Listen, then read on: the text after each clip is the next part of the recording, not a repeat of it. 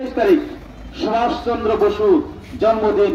আমি ভাবি সুভাষচন্দ্র বসু যে ভারত সংগ্রামের প্রথম অগ্রাধিকার হয়েছিলেন, সেই প্রত্যেকটা মানুষ একজন একজন করে সেই সৈন্য আমাদের বান প্রোটেকশন করবে, তা আমি ভাবতেছি।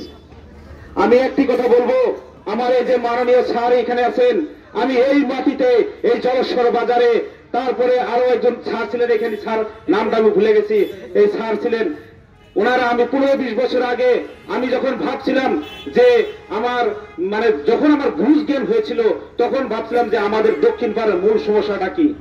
সেই সমস্যাটা আমি ভাবছিলাম যে ব্রহ্মপুত্র গড়াখনিয়া হলো মূল সমস্যা।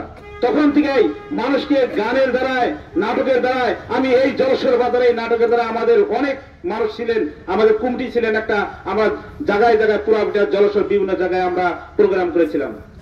কিন্তু আমার দুঃখের বিষয়, আজকে যে অনেক মানুষ আসার কথা ছিল, হয়তো কোনো ভাইরা আসেন নাই, নেক্সট প্রোগ্রামে আপনারা আসবেন বলে আমি আশা রাখছি।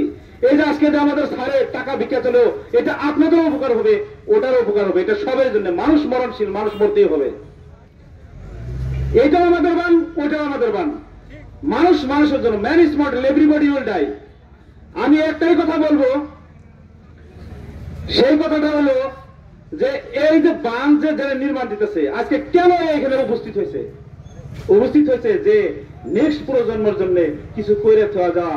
এটা যেমন একজন মা বাবা যেমন ছোট ছোট ছেলে পেরে লালন পালন করে বড় করে খেয়ে দেয়, ঠিক ওইরকম প্রত্যেকজন সচেতন ব্যক্তির, প্রত্যেকজন দেশপ্রেমিক ব্যক্তির এই কাজ করা, যে দেশের জন্য, জন্মভূমির জন্য করা উচিত।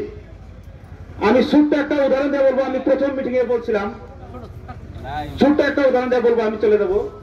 তো এই উদাহরণটা হলো, দশরথ মাঝি ছিলেন, ওই দশরথ মাঝি একটা পাহাড় ভেঙে একটা শ্রেণীরে একটা হাতুড়ি দিয়ে 22 বছর লাগছিল একটা শ্রেণীর। যখন উনি কাম শুরু করছিল, তখন মানুষে তখন পাগল বলছিল, অনেক কথা বলছিল, কিন্তু উনি একটা শ্রেণীরে একটা হাতুড়ি দিয়ে মারতে কাটতে 22 বছরে সেই পাথর ভেঙে রাস্তা বানাই দিয়েছে। সেই ইতিহাসের পাতায় এখন আছে। তো আমি ওইটাই বলবো, এখানে একজন নয়, সেই একজন হাজার হাজার মানুষের, অনেক মানুষ আছে, সবাই মিলে এই কাজ করা লাগবে। আর এটার প্রোটেকশন হলে তাহলে আমাদের ওটা প্রোটেকশন হবে।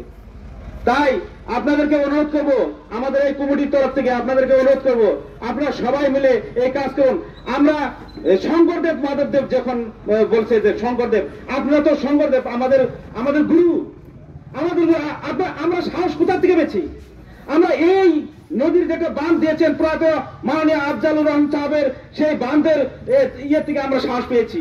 সেই সাহসের জন্য আমরা বাঁধটা নির্মাণ করার জন্য চেয়েছি।